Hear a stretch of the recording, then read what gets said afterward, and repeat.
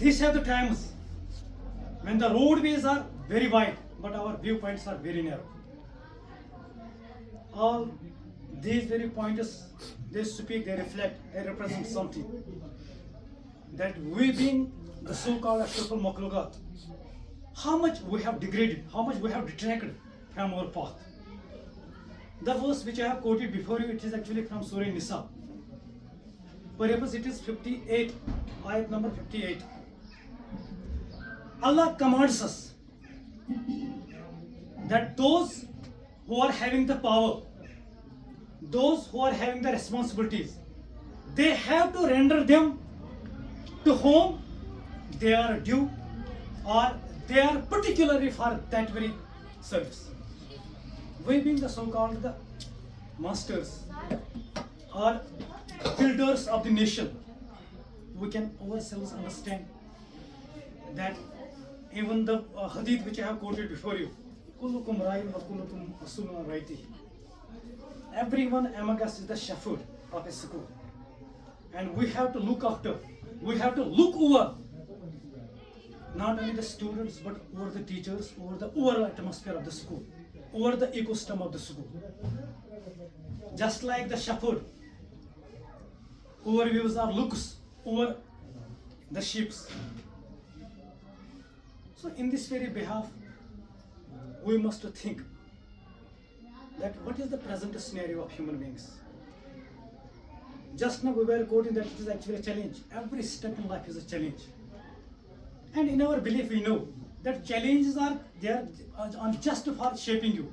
They are just coming for redefining you, reinventing you, redesigning you. And even facing the challenge with courage, it is a sunnah. Just turn the pages of Islamic history, you will find everyone, every prophet has faced such challenges. And in challenges, this is the real mission of education, that we must widen, put forth our chest. We must roll our sleeves by keeping this notion aside.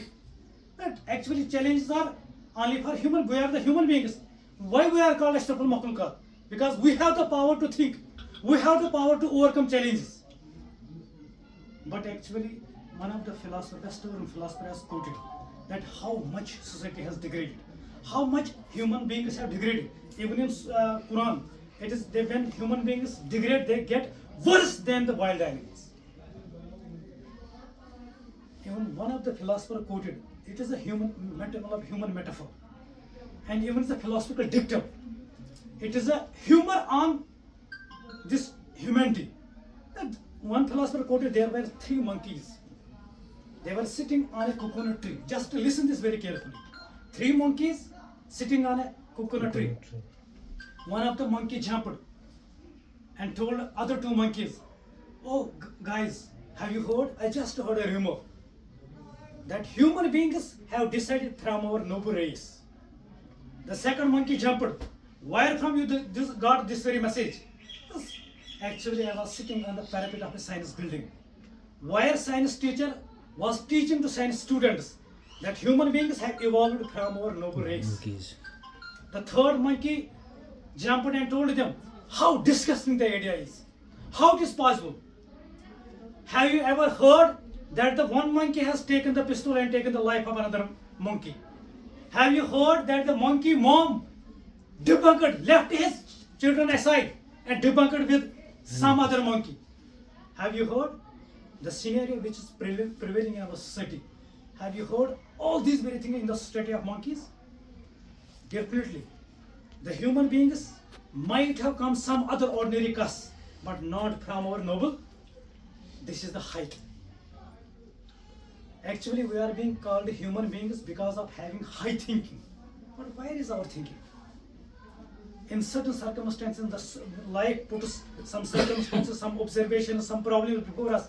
At that very time, why we are keeping our this status of so-called Ashraful Makhluqat. In one of the book, you might have, some of you might have gone through that very book. Who will cry when you die? This is actually the book, bestseller book written by Robin Sharma.